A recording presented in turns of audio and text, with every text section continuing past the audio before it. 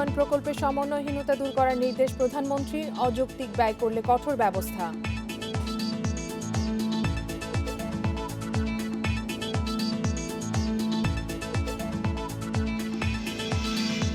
PPE ও mask রপ্তানিতে মান পরীক্ষা হবে দেশে, দ্রুত পদক্ষেপ জানালেন সালমান এফ রহমান।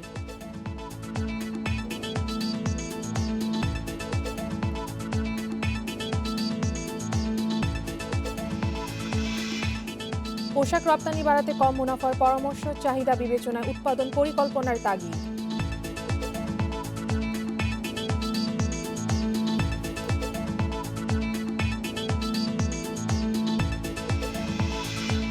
এবং ভারতীয় পণ্যের চালান এলো চট্টগ্রাম বন্দরে, ট্রানজিট চুক্তির আওতায় পরীক্ষামূলক প্রথম পরিবহন।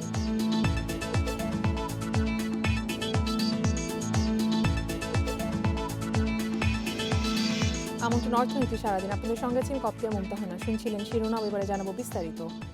উন্নয়ন প্রকল্পগুলোর ধীরগতি ও সমন্বয়হীনতা দূর করার নির্দেশ দিয়েছেন প্রধানমন্ত্রী শেখ হাসিনা। সকালে জাতীয় অর্থনৈতিক পরিষদের নির্বাহী কমিটি একনেক সভায় তিনি এই নির্দেশ দেন বলে জানান পরিকল্পনা মন্ত্রী। এ সময় মন্ত্রী জানান, প্রকল্পে কেনাকাটার নামে অযৌক্তিক ব্যয়ের সুযোগ নেই, তাই যারা অযৌক্তিক ব্যয়ের সঙ্গে জড়িত থাকবেন তাদের বিরুদ্ধে কঠোর ব্যবস্থা নেওয়া হবে। করোনার কারণে মঙ্গলবার সীমিত আকারে একনেক সভা অনুষ্ঠিত হয় গণভবনে। এতে অংশ নেন প্রধানমন্ত্রী শেখ হাসিনা। এ সময় 1136 কোটি 84 লাখ টাকার 6টি প্রকল্পের অনুমোদন দেন তিনি, যার মধ্যে 1028 কোটি 51 লাখ টাকা ব্যয় হবে সরকারি নিজস্ব তহবিল থেকে, বাকি অর্থ আসবে দাতা সংস্থার ঋণের মাধ্যমে। প্রকল্পগুলোর মধ্যে খুলনা শিপইয়ার্ড সড়ক সম্প্রসারণের জন্য ব্যয় ধরা হয়েছে 132 কোটি 63 লাখ টাকা, আর নারায়ণগঞ্জে লাঙ্গলবন্দ কাইকারটেক সড়ক সম্প্রসারণ খরচ হবে 138 কোটি 84 লাখ টাকা। আমাদের যে কাজের গতির প্রতি তার অসন্তোষ আর দ্রুত করতে হবে। তারপরে সমন্বয়হীনতা তার নজরে এসছে, আবার আমরা বলছি সমন্বয়হীনতা আছে বিভিন্ন ডিপার্টমেন্টের মধ্যে, এটাকে জোরদার করতে হবে। হাতিয়ার দিয়ে বাঁচালেন, ওদিকে পানি মাইরে গিয়ে ভোলাকে ভাঙবে। সুতরাং এটা সুদূর প্রসারী স্টাডি করার দরকার আমাদের। নতুন প্রকল্পগুলোর মধ্যে গাইবান্ধায় যমুনার ভাঙন রোধে ব্যয় ধরা হয়েছে 401 কোটি 78 লাখ টাকা এবং কুমিল্লায় তিতাস নদী পুনঃখননের জন্য বরাদ্দ 76 কোটি 25 লাখ টাকা। এছাড়া চর এলাকার মানুষের উন্নয়ন ও ময়মনসিংহ সহ বিভিন্ন জেলার কৃষি সম্প্রসারণে নেওয়া হয়েছে নতুন প্রকল্প। আমরা অপচয় তো না, এগুলো যে বলে 20,000 টাকা বটি, এটা অপচয় না, এটা কি বলবো, এটা অযৌক্তিকের বাইরে কোন শব্দ যদি থাকে, এই প্রবণতাটা আর মাথা ছাড়া না উঠতে পারে। যেটুকু হয়ে গেছে এইটাও আমরা will try to find out কারা দায়ী। আমি দায়ী হলে আমাকে এটা জবাবদিহি করতে হবে। চরাঞ্চলে নদী শাসন করতে গিয়ে কোনো এলাকা যেন ক্ষতিগ্রস্ত না হয় তা দেখতে প্রধানমন্ত্রী নির্দেশ দিয়েছেন বলেও জানান পরিকল্পনা মন্ত্রী। Sohel Rana, independent News, Dhaka. করোনায় বিশ্বে বেড়েছে পিপিই ও মাস্কের চাহিদা, তবে এই পণ্য দুটি রপ্তানির আগে মান পরীক্ষা বাধ্যতামূলক, কিন্তু সেই ব্যবস্থা দেশে নেই। শিগগিরই দেশে এই মান পরীক্ষার ব্যবস্থা করা হচ্ছে বলে জানিয়েছেন প্রধানমন্ত্রী শিল্প ও বিনিয়োগ উপদেষ্টা সালমান এফ রহমান। সকালে এক ভার্চুয়াল চুক্তিসই অনুষ্ঠানে এই কথা বলেন তিনি।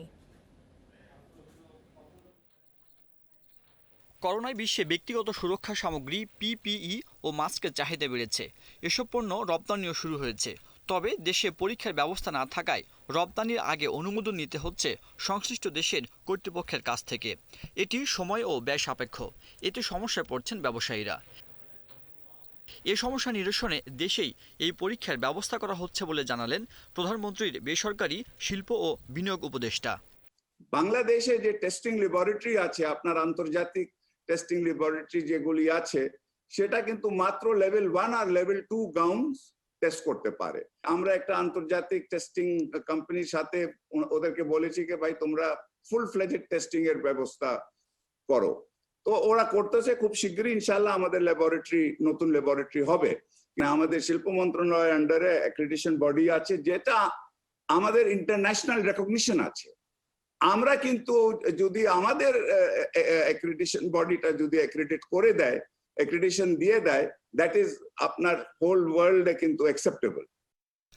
অনুষ্ঠানে তথ্য প্রযুক্তি প্রতিমন্ত্রী জানান, দেশে বর্তমানে 5টি হাইটেক পার্ক বিনিয়োগের জন্য প্রস্তুত আছে এবং 28টি নির্মাণ করা হচ্ছে, যা বিনিয়োগ বাড়াতে গুরুত্বপূর্ণ ভূমিকা রাখবে।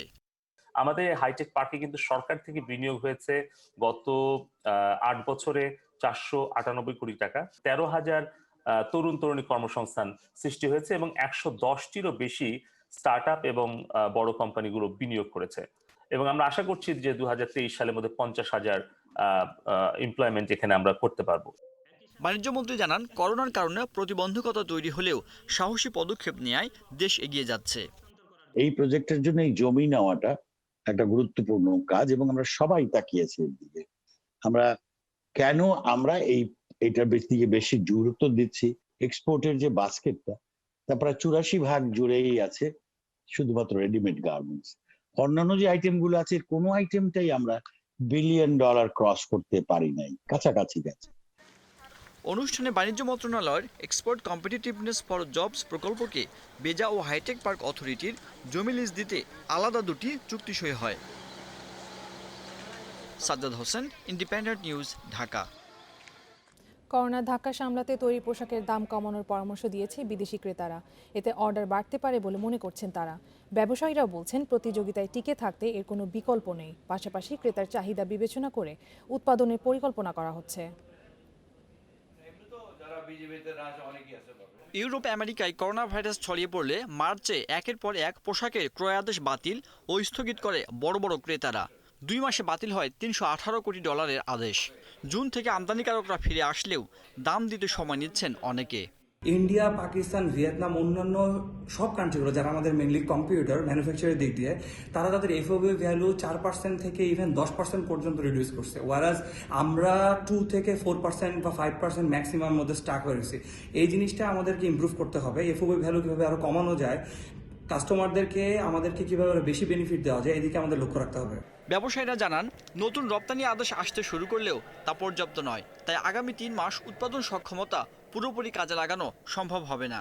অগাস্ট, সেপ্টেম্বর, অক্টোবরে যে কাজগুলি আমাদের প্রোডাকশন লাইনে থাকার কথা, সেই কাজগুলি কিন্তু আমরা এখনই আমাদের হাতে কনফার্ম হওয়ার কথা ছিল, কিন্তু অর্ডারগুলি আমাদের হাতে কিন্তু কনফার্ম হচ্ছে না। এখনও উল্লেখযোগ্য পরিমাণ তেমন কোনো অর্ডার আমরা পাচ্ছি না। ফলে আমরা আশঙ্কা করছি যে আগামী 2-3 মাস আমাদের হাতে কাজ খুব কম থাকবে। ইউরোপ আমাদের গত মাসেই কিন্তু বেশ কিছু অর্ডার বাংলাদেশে ঢুকছে এবং আমেরিকা কিন্তু দেখতেছি যে এই মাস থেকে ভালো ইনকোয়ারি আমরা পাচ্ছি। তো ইনকোয়ারির সাথে সাথে আমরা অর্ডার প্লেসমেন্ট হচ্ছে। তা আশা করতেছি যে August, September, October, November, December আশা করতেছি একটা ভালো বিজনেস আমাদের দেশে আসবে। অর্থনীতিবিদরা বলছেন, দীর্ঘদিন এ চাপ সামলাতে হবে। তাই বড় ব্র্যান্ডগুলোর মূল্য ছাড়ের চ্যালেঞ্জ নিতে কম লাভ করার পরামর্শ দিয়েছেন। কম মূল্যে অথবা ডিসকাউন্ট সেলের একটা চাপ আছে। ব্র্যান্ডের দিক থেকেও যেমন এই চাপটি রয়েছে, ঠিক তার একটি প্রভাব আমাদের উদ্যোক্তাদের উপরেও আসতে পারে। আমার মনে হয় যে উদ্যোক্তাদেরও এটির জন্য প্রস্তুত থাকা, যে ন্যূনতম মুনাফার ভিত্তিতে তাদেরও উচিত হবে এই অর্ডারগুলো নিয়ে কাজগুলো করা। এপ্রিলে মাত্র $37 কোটি পোশাক রপ্তানি হয়, যা গত 2 দশকের মধ্যে সর্বনিম্ন। আর গত অর্থবছরে $2,795 কোটি পোশাক রপ্তানি হয়, যা আগের বছরের চেয়ে $618 কোটি কম। Sajjad Hossain, Independent News, Dhaka. এখন থেকে আমদানিকারকদের আলাদা করে ব্যাংকে বিল অফ এন্ট্রির কপি দাখিল করতে হবে না। ব্যাংকগুলো শুল্ক কর্তৃপক্ষ থেকে স্বয়ংক্রিয়ভাবে এই কপি সংগ্রহ করবে। মঙ্গলবার এ বিষয়ে প্রজ্ঞাপন জারি করেছে বাংলাদেশ ব্যাংক। করোনা ভাইরাসের মধ্যে পণ্য আমদানি সহজ, ভোগান্তি কমাতে এবং আমদানিকারকদের স্বস্তি দিতে এই সিদ্ধান্ত নিয়েছে কেন্দ্রীয় ব্যাংক। নতুন নির্দেশনায় বলা হয়েছে, শুল্ক কর্তৃপক্ষের স্বয়ংক্রিয় ব্যবস্থা থেকে বিল অফ এন্ট্রি সংগ্রহ করবে আমদানিকারকদের ব্যাংক। আমদানির বিপরীতে যে মূল্য পরিশোধ করা হয়েছে তা মিলিয়ে দেখা হবে। এক্ষেত্রে শুল্ক কর পরিশোধ বিষয়ে নিশ্চিত হতে হবে ব্যাংকগুলোকে। এতে করে আমদানি বাণিজ্য সহজ হবে। তবে এই সুবিধা শুধু স্বয়ংক্রিয় ব্যবস্থায় পরিচালিত শুল্ক স্টেশনের জন্য প্রযোজ্য। আগে আমদানিকারকদের বিল অফ এন্ট্রি কপি সংগ্রহ করে ব্যাংকে জমা দিতে হতো।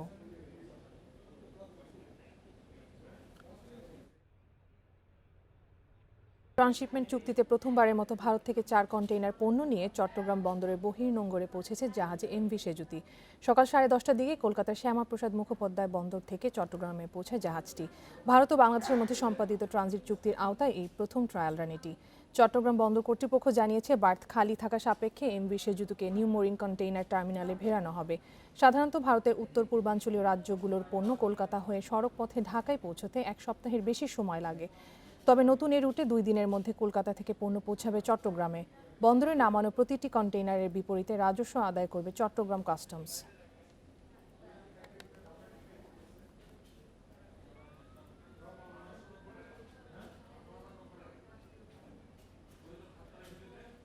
এ বিষয়ে আরো জানাতে চট্টগ্রাম থেকে যোগ দিচ্ছেন সহকর্মী ইফতেখার ফয়সাল। ইফতেখার, জাহাজ থেকে কি পণ্য খালাস শুরু হয়েছে, আর বাংলাদেশ থেকে ভারতের উত্তর পূর্বাঞ্চলীয় রাজ্যগুলোতে পণ্য পৌঁছাতে কেমন সময় লাগবে? আসলে আজকে দুপুরের দিকে সেই জাহাজটি চট্টগ্রামের NCT-1 জেটিতে ফেরানো হয় এবং সেখান থেকে পরবর্তীতে পণ্য খালাসের যে কার্যক্রম সেটি শুরু করা হয়। তো এরই মধ্যেই মূলত যেই পণ্য খালাসের কার্যক্রম চলছে সেই জাহাজটিতে 221টি কন্টেইনার ছিল, যার মধ্যে 4টি কন্টেইনার নিয়ে আসা হয়েছে ট্রান্সশিপমেন্ট যে চুক্তি সেই চুক্তির আওতায়। তো মূলত এখানে খালাস করার পরে সেগুলো ব্রাহ্মণবাড়িয়ার আখাউড়া হয়ে সেগুলো ভারতে প্রবেশ করবে বলে আমাদেরকে বন্দর কর্মকর্তারা জানিয়েছেন এবং এখান থেকে যেতে একদিন পর্যন্ত সময় লাগতে পারে। তো বন্দর ব্যবহারকারীরা যেটি বলছেন সেটি হচ্ছে, আগে দেখা যেত যে ভারতের যেখানে উত্তর পূর্বাঞ্চলীয় রাজ্যগুলোতে তাদের যে মালামাল পৌঁছানোর জন্য 10 থেকে 12 দিন পর্যন্ত সময় লাগতো, সেই ক্ষেত্রে এই চট্টগ্রাম বন্দরের ব্যবহারের কারণে তারা মাত্র 3 দিনে সেই পণ্য পৌঁছাতে পারবে, সেই আশা তারা করছেন। আর এখানে মূলত যেসব পণ্য আনা হয়েছে আমরা যতটুকু জেনেছি 4টি কন্টেইনারের মধ্যে 2টি কন্টেইনারে ডাল জাতীয় পণ্য রয়েছে, অন্য 2টি কন্টেইনারে রয়েছে TMT বার। এই TMT বারগুলো ভারতের ত্রিপুরা রাজ্যে যাবে এবং যেই ডাল জাতীয় পণ্যগুলো রয়েছে সেগুলো আসামের একটি প্রতিষ্ঠানের জন্য নেওয়া হয়েছে বলে আমাদেরকে এখানকার যারা স্থানীয় শিপিং এজেন্ট তারা আমাদেরকে জানিয়েছেন। আর এই যে বন্দর ব্যবহারের মধ্য দিয়ে এখানকার ব্যবসায়ীরা বলছেন যে বাংলাদেশের অর্থনীতির ক্ষেত্রে এটি বড় প্রভাব রাখবে, কারণ প্রতিটি কন্টেইনার প্রতি প্রায় $50 মতো যে মাসুল আদায় করা হবে বলে আমাদেরকে এখানকার কাস্টমস কর্মকর্তারা জানিয়েছেন। 7 ধরনের মাসুল প্রত্যেকটি কন্টেইনার থেকে আদায় হবে এবং এর পাশাপাশি বাংলাদেশে পরিবহন খাতেও একটি যে অর্থনীতির ক্ষেত্রে এটি ভূমিকা রাখবে বলে মনে করছেন এখানকার ব্যবসায়ীরা, কারণ যেসব পণ্য নিয়ে আসা হয়েছে সেগুলো মূলত যে ভারতীয় সীমান্তে নিয়ে যাওয়ার জন্য বাংলাদেশের বিভিন্ন ট্রাক, কাভার্ড ভ্যান, লরিগুলো ব্যবহার করা হবে বলে আমাদেরকে এখানকার কর্মকর্তারা জানিয়েছেন। তো সব মিলিয়ে বলা যায় আজকে যেহেতু পরীক্ষামূলক যেই সেই চালানটি আসলো, পরবর্তীতে হয়তো এটি যদি শুরু করা যায় সেক্ষেত্রে বাংলাদেশের অর্থনীতির ক্ষেত্রে এটি গুরুত্বপূর্ণ ভূমিকা রাখবে। ইফতেখার, আরেকটি বিষয় জানাবেন যে এই পণ্য পরিবহনের ক্ষেত্রে আসলে কি ধরনের নিরাপত্তা ব্যবস্থা নিয়েছে কর্তৃপক্ষ?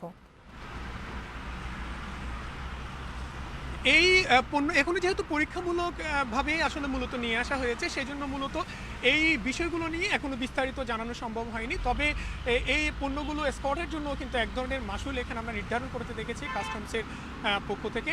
তো আর এর বাইরে আমরা দেখেছি যে এখানে কাস্টমসের হয়তো ফিটি নির্ধারণ করা হয়েছে, কিন্তু সড়ক পথে নেয়ার ক্ষেত্রে যে সড়ক ও জনপথ বিভাগ কিভাবে আসলে ফি নির্ধারণ করবে কিংবা তাদের বিভিন্ন জায়গায় কি ধরনের খরচগুলো হবে সেগুলো নিয়ে এখনো বিস্তারিত আসলে কিছু জানা যায়নি।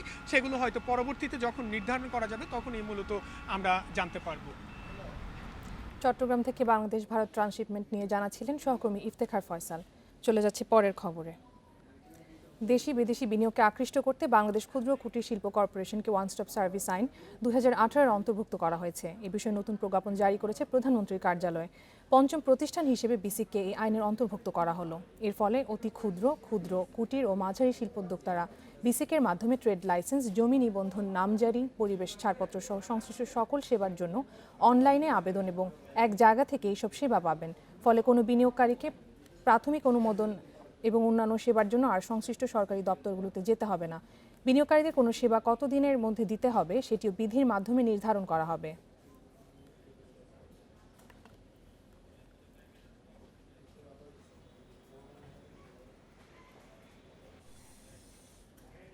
এবারে শেয়ার বাজারের খবর।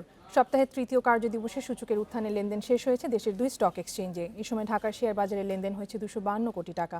এছাড়া ডিএসইতে 51 প্রতিষ্ঠানের দর ছিল অপরিবর্তিত। অন্যদিকে চট্টগ্রাম স্টক এক্সচেঞ্জে সার্বিক সূচক বাড়লেও কমেছে লেনদেনের পরিমাণ।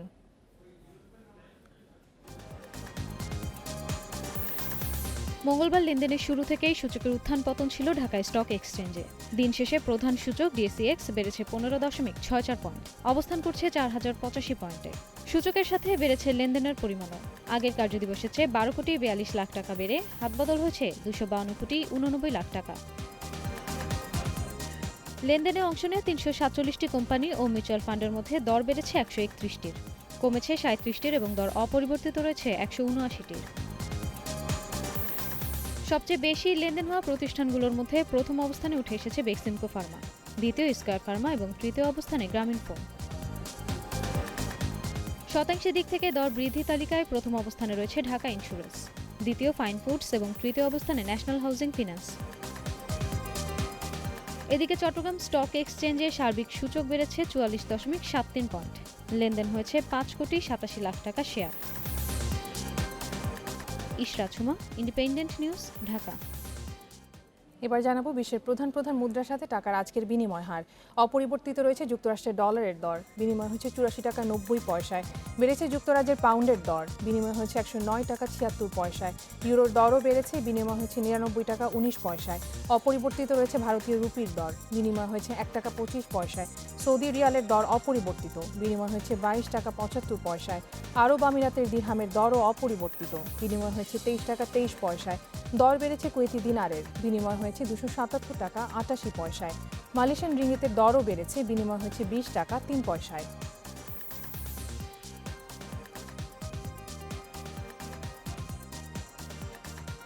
এই ছিল আজকের অর্থনীতি সারাদিনে। ইন্ডিপেন্ডেন্ট টেলিভিশনের সব খবর আরও জানতে চোখ রাখুন ফেসবুক, ইউটিউব এবং টুইটারে। আমন্ত্রণ আমাদের পরের আয়োজনে।